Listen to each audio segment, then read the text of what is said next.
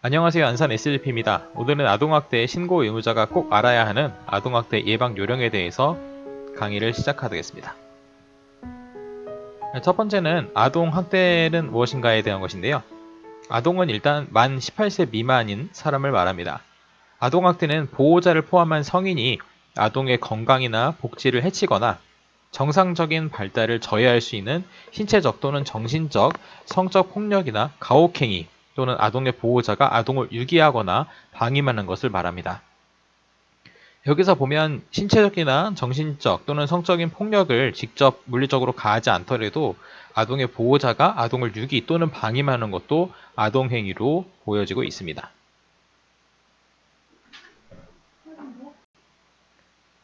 네, 아동학대 유형인데요. 아동에게 행하는 신체적 폭력이나 또 가혹행위입니다. 직접적으로 신체에 가해하는 행위 또는 도구를 사용해서 신체에 가해하는 행위나 신체에 유해한 물질로 신체에 가해하는 행위 또는 완력을 사용해서 신체를 위협하는 행위에 해당합니다. 자, 이것에 대한 처벌은 5년 이하의 징역 또는 5천만 원 이하의 벌금이 처해지는데요. 처벌법상으로는 상해, 폭행, 특수폭행, 폭행치사 등으로 처리가 가능합니다. 특히 아동학대 치사 시에는 무기징역 및 5년 이상 징역에 처한다고 되어 있습니다. 네, 다음은 아동학대 유형인데요. 첫 번째로는 정서학대가 있습니다. 아동에게 행하는 언어적인 폭력이나 또는 정서적인 위협, 감금이나 억제, 기타 가학적인 행위를 말하고 언어적 폭력 행위, 정서적 위협, 형제나 친구 등과 비교 또는 차별, 편애, 왕따시키는 행위 및 아동에게 비현실적인 기대를 강요하거나 그런 행위를 말합니다. 처벌은 아동복지법 상에서는 5년 이하의 징역 또는 5천만 원 이하의 벌금이 처해지고요. 처벌법상에서는 체포 또는 감금, 중체포, 감금, 특수체포, 감금, 체포, 감금, 치상, 협박, 특수협박 등으로 처리가 가능합니다. 이 차례를 보면 밥을 먹지 않는다며 6살 유치원생에게 3회에 걸쳐 억지로 밥을 먹인 유치원 보육교사, 이 경우에 법원은 아동의 정신 건강과 발달에 해를 끼치는 정서적인 학대 행위로 판단해 벌금 300만 원을 선고했습니다. 네, 아동학대 유형 중에 두 번째는 성학대인데요. 이 경우에는 아동을 대상으로 하는 모든 성적 행위를 말합니다. 자, 자신의 성적인 만족을 위해서 아동을 관찰하거나 아동에게 성적 노출을 하는 행위인데요. 아동을 성적으로 추행하는 행위, 아동에게 유사성행위를 하는 행위, 성교를 하는 행위, 성매매를 시키거나 성매매를 매개하는 행위 등 이 모든 것을 성학대로 인정하고 있습니다. 처벌의 경우는 아동복지법 상에 아동을 매매 또는 음란한 행위를 시키거나 이를 매개하는 행위 또는 아동에게 성적 수치심을 주는 성희롱 등의 성적인 학대 행위는 10년 이하의 징역 또는 1억 원 이하의 벌금에 처해집니다. 앞서 말씀드렸던 정서적이나 어떤 신체적인 것보다 좀 더 처벌이 더 강하다는 것을 볼 수가 있겠죠. 처벌법상으로는 강간, 유사강간, 강제추행, 준강간, 미성년자 약취, 유인, 추행 등 목적의 또 약취, 유인, 인신매매 등으로 처리가 가능합니다. 다음은 아동학대 유형 중에서 방임 또는 유기인데요. 여기서는 아이를 직접적으로 어떤 신체적이나 정서적인 폭력을 가하지 않더라도 방임이나 유기를 하는 것만으로도 아동학대에 해당합니다. 요즘 뉴스에 이런 뉴스가 많죠. 자, 방임이나 유기는 물리적 방임은 기본적인 의식주를 제공하지 않는 행위죠. 기본적인 의식주, 입고 또 먹고 자는 그런 기본적인 어떤 행위를 제공하지 않는 것입니다. 그리고 상해와 위험으로부터 아동을 보호하지 않는 행위도 물리적인 방임에 해당합니다. 두 번째는 교육적 방임인데요. 보호자가 아동을 학교, 즉 의무교육에 보내지 않거나 아동의 무단 결석을 허용하는 행위입니다. 교육을 받아야 되는 주체인 아동이 본인의 멋대로 또는 타의에 의해서 학교에 보내지지 않거나 이러면 안 되겠죠. 그래서 그런 행위들을 혹시 아동이 한다면 보호자는 그것을 막고 또 교육할 어떤 책임이 있습니다. 세 번째는 의료적 방임인데요. 아동에게 필요한 의료적 처치를 하지 않는 행위입니다. 자, 아동이 예를 들면 아프고 머리가 아프고 배가 아프고 또는 몸이 안 좋고 이러면 이것에 대해서 치료도 하고 약도 먹이고 병원에 가서 진단을 받을 이런 어떤 의무가 있는데 이런 의무를 다하지 않고 의료적인 방임을 하는 행위를 의료적 방임이라 합니다. 마지막으로 유기인데요. 아동을 보호하지 않고 버리는 행위 또는 아동을 병원에 입원시키고 사라진 경우들을 말합니다. 뭐 꼭 병원에 입원시키는 게 아니라 기타 다른 뭐 기관이나 어떤 장소에 아이를 데려다 놓고 이 아이를 그냥 방임시키고 이 아이를 유기시키고 다시 데려가지 않는, 다시 데리러 돌아오지 않는 의도적인 이런 행위들은 유기에 해당합니다. 처벌은 아동복지법 상에는 5년 이하의 징역 또는 5천만 원 이하의 벌금이고, 처벌법 상에서는 유기, 영아유기, 학대, 아동혹사, 유기치상 등으로 처리가 가능합니다. 네, 앞서 말씀드렸던 정신적인 또 물리적인 어떤 성적인 이런 여러 가지 학대 현황을 봤을 때 보시면 2004년부터 2019년까지 통계가 있습니다. 신고 접수 또 아동학대 의심 사례, 사례 판단 등 여러 가지 항목으로 그래프가 나와져 있는데요.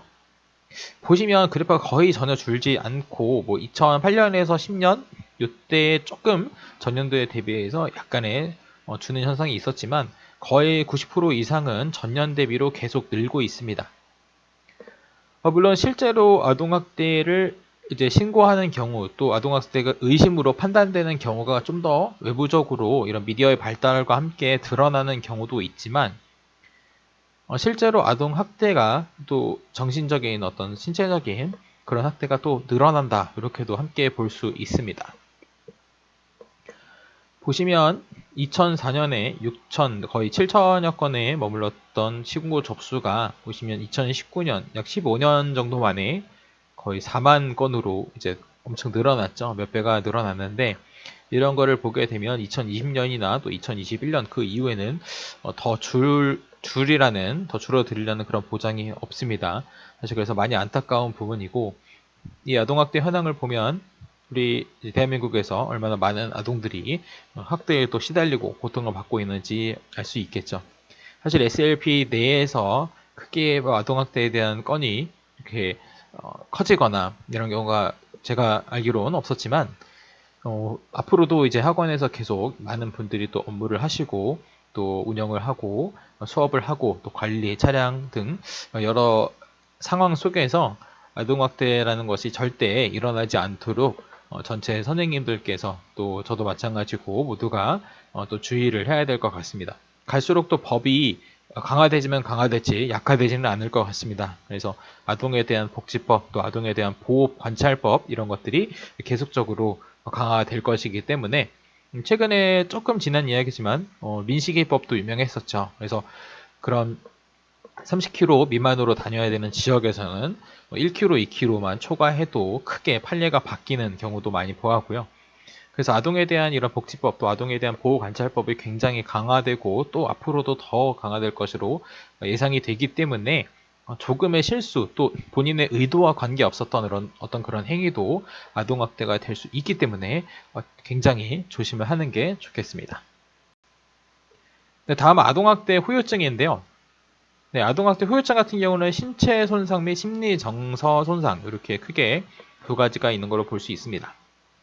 아동학대를 당하게 되면 아이들은 이제 신체에 손상을 입겠죠. 물리적인 아동학대를 당했을 때 피부 결손, 화상, 골절, 안구 출혈, 장기 파열, 두뇌 손상, 성장 실패, 생리기능 변화, 사망 여러 가지 이렇게 있지만 사실 여기에 나열할 수 없는 더 많은 크고 작은 질병이나 크고 작은 어떤 부상을 당하는 경우, 손상을 당하는 경우가 더 많다고 볼 수 있겠죠.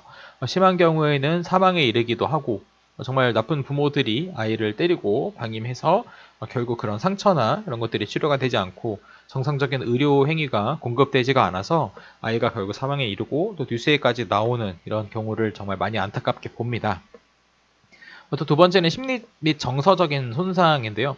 중추신경계 손상, 또 지능 및 자아 기능의 손상, 감정 조절 기능 저하 및 이상, 또 자기 개념의 손상, 애착 형성의 붕괴, 충동 조절 능력 저하, 또래 관계 붕괴, 자학적 또는 자기 파괴 행동과 정신병리 등이 있습니다. 심리 정서 손상도 같이 있죠. 신체 손상뿐만 아니라 사실 신체 손상도 당연히 잘못된 부분이죠. 하지만 이런 것들이 치료를 받고 이러면서 조금 회복이 되고 아이가 나아질 수 있다면 크게 신체적인 타격을 받지 않았다는 가정하에 회복이 어느 정도 이루어질 수도 있지만 사실 더 큰 문제는 어떻게 보면 심리나 정서 손상이라고 볼 수 있습니다. 아이가 평생 가져가야 할 어떤 트라우마 또 평생 안고 가야 할 어떤 그런 압박감 이런 것들이 아이의 심리와 정서적인 어떤 신장 또 심리적 정서적인 그런 성숙에 많은 영향을 미치겠습니다. 그러므로 우리가 신체적인 손상 또 심리 정서적인 손상이 가지 않도록 아이들을 정말 조심해서 케어할 필요가 있겠습니다. 근데 사실 이 교육의 어떤 주 목적이 아동학대를 방지하는 그런 교육도 있지만 조금 더 큰 틀에서 보면 아동학대에 대한 신고 의무입니다. 그래서 사실 아동학대 자체를 하지 않아야 된다. 아동학대를 하면 안 된다. 이런 것들은 어떻게 보면 상식적인 이야기도 있고 또 선생님들께서 잘 지켜주시고 오랫동안 잘 해주셨지만 사실 아동학대 이제 신고 의무자 교육이라는 것이 더 큰 타이틀입니다. 그래서 아동학대 신고 의무자란 여기 처벌법, 아동학대 처벌법 제10조 제2항에 나와 있는데요. 직무를 수행하면서 아동학대 범죄를 알게 된 경우나 그 의심이 있는 경우에는 수사기관에 즉시 신고하여야 한다. 그 의심이 있는 경우에 뭐 생각을 하다가 또 미뤄서 아니면 뭐 누구에게 물어보고 자문을 받고 신고하는 게 아니라 즉시 신고하라고 되어 있습니다. 직무상 아동학대 범죄를 인지할 가능성이 높은 직군에게 아동학대 범죄 신고 의무를 부여합니다. 그래서 보시면 이 직무상 우리가 지금 뭐 차량 선생님들부터 안전교사 선생님들 또 여기 교수부 선생님들과 이제 행정 직원들도 마찬가지고요. 모두가 사실 아동학대 범죄를 인지할 가능성이 높죠.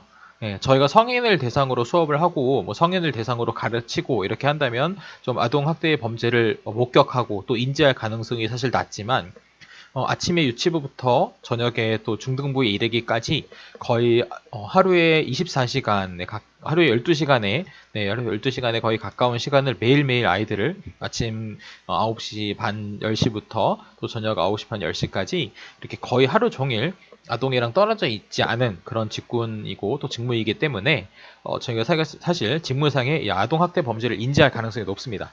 그래서 타 직무에 비해서 우리는 항상 아동과 늘 가까이 있고 같이 좀 붙어 있는 그런 직군이기 때문에 아이들의 아동 학대, 특히 뭐 아동의 이제 신체적이나 정서적으로 좀 불안감을 느낀다든지 타 또래 아이들과 어떤 큰 차이가 또 정서적으로 보이고 또 신체적인 것을 봤을 때 큰 상처라든지 이런 것들이 보인다면 사실 이런 것들을 부모가 아이들을 혹시 학대하고 있지는 않은지 이런 것들을 항상 의심할 필요는 있습니다. 사실 뭐 아이들끼리 놀다가 또 다투다가 뭐 넘어지거나 이렇게 다치는 경우도 있지만 그거를 그냥 이렇게 넘기고 방조하다 보면 항상 뭐 비슷한 부위나 어떤 비슷한 부분이 계속 닫혀 있다.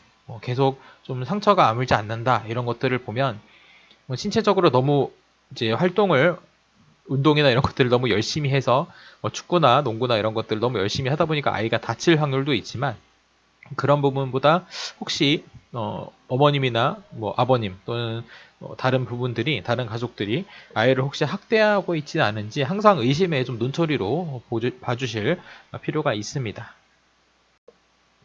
네, 앞서 말씀드린 것과 이제 같은 맥락인데요. 아동학대 신고 의무자 25개 직군입니다. 제가 볼 때는 앞으로 늘어나면 늘어났지 줄어들진 않겠죠.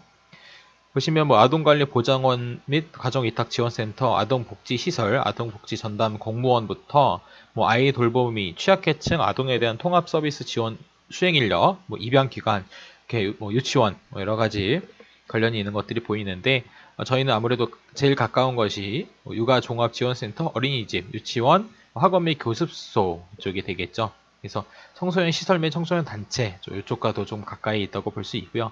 저희는 학원 및 교습소, 법적으로는 이제 학원 및 교습소에 해당이 되기 때문에 이 안에서 벌어지는 일들에 대해서 항상 인지하고 특히 아이들에게 눈에 보이는 어떤 또 눈에 보이지 않는 상처가 혹시 마음이나 또 신체에 혹시 남아있지는 않은지 항상 좀 주의 깊게 살펴볼 필요가 있습니다. 뭐 그렇다고 부모님처럼 우리가 뭐 아이의 몸을 이제 다 볼 수는 없겠지만 그래도 피부에 드러나는 부분 또 겉으로 옷 밖으로 이렇게 드러나는 부분 중에 좀 상처가 계속적으로 좀 발견이 된다면 항상 아동 학대의 의심의 눈초리를 항상 가지실 좀 필요가 있겠습니다.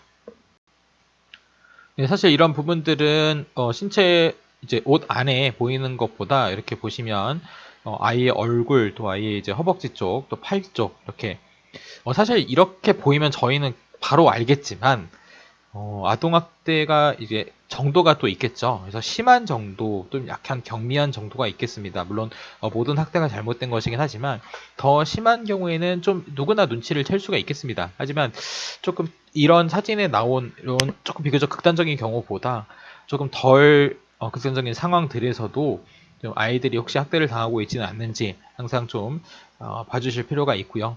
또 넘어져서 생기기 쉬운 어려운 뭐 상처, 네, 딱 보면은 이거는 아이들이 그냥 어디 부딪히거나 넘어져서 생기기는 좀 어렵다. 또는 핥히거나 손으로 맞은 것 같은 자국. 보시면 딱 어른에게 맞은 그런 자국으로 보이죠. 체벌 도구가 그대로 드러나는 상처. 어디 부딪히거나 뭐 넘어져서 생기는 상처는 사실 저희도 뭐 어릴 때, 저도 마찬가지고, 어릴 때 많이 또 넘어져 보고 너무 부딪혀 보면서 이렇게 딱 보면은 어느 정도 알겠지만 이렇게 보시면 이거는 사실 누구한테 맞는 게 아니고는 생길 수가 없는 상처다. 생기기가 힘든 상처다. 혹시 이런 게 있지 않은지 항상 잘 살펴봐 주셔야 되고 또 대부분의 화상 자국은 아동학대에 연관된 가능성이 굉장히 높다. 그래서 아이가 물론 집에서 뭐 혼자 라면을 끓여 먹다가 또는 혼자 뭐 뜨거운 물에 닿아가지고 화상이 입을 수는 있습니다. 물론 입어서는 안 되겠지만 그럴 가능성이 있지만 그것보다는 아이들이 좀 뜨거운 물건이나 뭐 보시면 물이나 뭐 다리미 자국 이런 것들이 안타깝게 혹시 학대를 당하고 있지 않은지 이런 것들 또 상처에 대한 보호자의 설명이 일치하는지 확인할 것인데 아이들이 말하는 것 또 상처가 갖는 것 이런 것들이 어머님들이 또는 아버님들이 혹은 다른 보호자들, 뭐 할아버지, 할머니가 될 수도 있고요. 이런 보호자들이 정확하게 어떤 상처를 알고 있고, 그게 어떻게 생긴 건지 정확히 파악을 하고 있는지, 또 그런 어떤 진술이라고 해야 될까요? 그런 설명들이 항상 일치하는지, 이런 것들을 좀 같이 확인을 할 필요가 있습니다. 네, 방금은 아동학대를 발견하는 부분에서 신체적인 학대였는데요. 여기는 이제 정서적인 학대죠. 그래서 사실 겉으로 딱 육안으로 봤을 때 바로바로 드러나는 그런 학대의 그런 카테고리가 아닙니다. 그래서 보시면 정서학대, 뭐 귀가, 거부, 우울, 좋지 못한 언행 사용 등 또 폭언, 모욕, 감금, 심각한 비교 등을 하는 경우에 모두 해당이 되죠. 그래서 발견이 어렵기 때문에 아동을 항상 유심히 관찰할 필요가 있고요. 방임 같은 경우는 위생 상태 불량, 계절에 맞지 않은 옷, 영양 실조, 또 보면 머리인이나 빈대 등이 있는 경우. 사실 뭐 빈대나 이런 것들은 옛날에 뭐 몇십 년 전이나 이렇게 좀 영양이나 이런 것들이 충분치 않고 또 씻기가 힘든 그런 시절에는 어떻게 보면 좀 잘 있었고 또 네, 많은 어린이들이 갖고 있었는데 요즘 이런 것들이 있다는 건 사실 방임에 해당할 가능성이 매우 높죠. 그래서 아이를 잘 시키지 않거나 또 학교나 병원을 보내지 않는 경우, 이 경우에도 이제 방임에 해당을 합니다. 그래서 아동의 위생 상태나 의복, 냄새 등으로 확인이 가능하다. 뭐 멀리서 이렇게 잠깐 봤을 때는 사실 알기가 힘들죠. 근데 가까이 가서 아이의 뭐 옷이 매일 뭐 똑같은 옷을 입는다. 아니면 위생 상태가 머리가 이제 감겨져 있지 않고 뭐 씻겨져 있지 않고 또 아이에게 어떤 냄새가 난다. 씻지 않아서 나는 냄새가 난다. 그러면 어머님이나 아버님이 아이에게 너무 관심이 없고 아이를 이제 방임하는 그런 상황이 아닌가 이런 것들을 유추해 볼 수가 있겠습니다. 네, 다음은 아동학대 발견한 게 중에서 성학대 부분인데요. 사실 연령대에 맞지 않은 성지식과 행동을 보인다. 또 제의식에 사로잡힌 자책 행동을 보인다. 섭식장애 또는 평소와 다른 행동이나 좋아하던 것에 관심이 없다. 어른에 대한 갑작스러운 거부, 악몽 등의 수면장애. 물론 아이들이 관심이 쉽게 생기고 또 관심이 또 쉽게 포기하는 경향이 있어서 좋아하던 것에 그냥 관심이 없다. 이런 것들은 조금 다른 경우가 일상적인 경우가 될 수 있지만 그 외의 상황들, 특히 뭐 악몽 등이나 수면 장애를 너무 자주 겪는다든지 아니면 연령대에 맞지 않은 성지식이나 행동을 보인다든지 이런 것들은 성학대에 해당할 가능성이 매우 높죠. 그래서 대처 요령을 보면 아동 진술의 오염 방지를 위해서 상담하지 말고 바로 112에 신고한다. 또 발견 상태 유지를 위해서 옷을 갈아입히지 않고 씻기지 않는다. 아동의 잘못이 아님을 항상 말해준다. 또 캐묻지 않고 아무렇지 않은 것처럼 대한다. 이런 대처 요령들이 있겠습니다. 네, 아동학대 신고 시에는 유의사항들이 있는데요. 가능한 한 증거 사진 등을 확보를 해야 됩니다. 그래서 아이의 상처가 아물고 시간이 많이 지나가고 이러면 실제로 학대가 있었다고 하더라도 그 증거 사진이 없는 경우에 이게 아동학대로 좀 받아들이지 않을 가능성이 또 있습니다. 그리고 실제로 아동학대가 맞다면 증거 사진이 있고 없고가 굉장히 중요하게 되겠죠. 또 아동이 불안에 빠지지 않도록 큰일이 난 것처럼 하지 않고 좀 일상적으로 대할 필요가 있습니다. 어른들이 더 당황을 해서 아이들에게 평소와 너무 다르게 행동을 한다 그러면 아이가 또 거기에서 어떤 상처나 트라우마가 생길 수 있기 때문에 그런 부분을 좀 조심할 필요가 있고요. 성학대의 경우에는 증거 확보를 위해서 씻기거나 옷을 갈아입히지 않습니다. 그리고 진술에 오염이 있기 때문에 학대에 대해서 계속 해묻거나 유도 질문을 하지 않는 것이 중요합니다. 조사에 또 적극적으로 협조하도록 해야 되고요. 신고자는 법적으로 비밀이 보장이 됨을 알 수가 있습니다. 네, 마지막으로는 신고 양식의 예시인데요. 아동 대면이 가능한 장소 정보, 주소가 가장 중요하겠죠. 그리고 학대가 의심되는 이유나 상황, 선생님들께서 보신 어떤 상황이나 또 이유들, 상처나 정신적인 혹은 이런 이상 행동을 하는 것들에 대해서 좀 증거 사진이나 동영상을 혹시 찍어드릴 수 있으면 좋고, 어렵다면 이제 선생님들께서 잘 설명을 해주실 필요가 있겠습니다. 또 신속 출동 또 판단을 위해서 구체적 응급 상황을 또 설명해 주실 필요가 있고요. 경찰의 경우 10분 이내에 우선 출동이 가능하다고 합니다. 또 아동의 인적사항, 이름이나 성별, 나이나 특징을 좀 알고 있어야 경찰분들이 파악하고 또 대처를 해주기에 좀 더 유리한 면이 있겠죠. 그리고 학대 행위자, 모를 경우에는 미상으로 일단 신고를 합니다. 신고자 요청사항에는 면담 시의 주의사항, 또 신변 보호 요청 등이 있습니다. 네, 이렇게 해서 여러 가지 내용들을 가지고 또 사례들, 법내 판례들을 가지고 함께 좀 알아보았는데요. 정리를 하자면 일단 아동학대 다시 한번 말씀드리지만 이것은 아동학대를 어떤 방지하는 그런 자체의 아동학대를 하지 말아주세요. 이런 의미의 교육도 있지만 좀 더 큰 틀에서는 아동학대를 이제 막기 위해서 아동학대를 여러분께서 하는 것보다 어떤 주변, 특히 부모님이라든지 친척이라든지 이렇게 다른 사람한테 학대를 당하고 있을 확률이 사실 어떻게 보면 더 높을 수 있겠죠. 그래서 아동학대를 당하고 있는 아이들을 방어해주고 또 보호해주기 위해서 이런 조치들이 있기 때문에 저희가 그것들에 집중을 해서 이제 강의를 하고 또 함께 나눴습니다. 그래서 아동학대가 이제 이루어졌을 때 그것을 또 의심의 눈초리로 바라봐 주시고 항상 관심을 가져주시고 한다면 이 아이가 더 큰 상황에 처하기 전에 더 어렵고 더 안타까운 상황에 처하기 전에 저희가 또 미리 아동학대에 대한 상황을 파악을 해서 경찰이나 관련 수사기관에 신고를 통해서 좀 아이가 더 어려운 상황에 빠지는 것을 좀 미리 방지하고 또 소중한 이제 생명을 지킬 수 있는 그런 귀한 행동이 또 될 수 있겠습니다.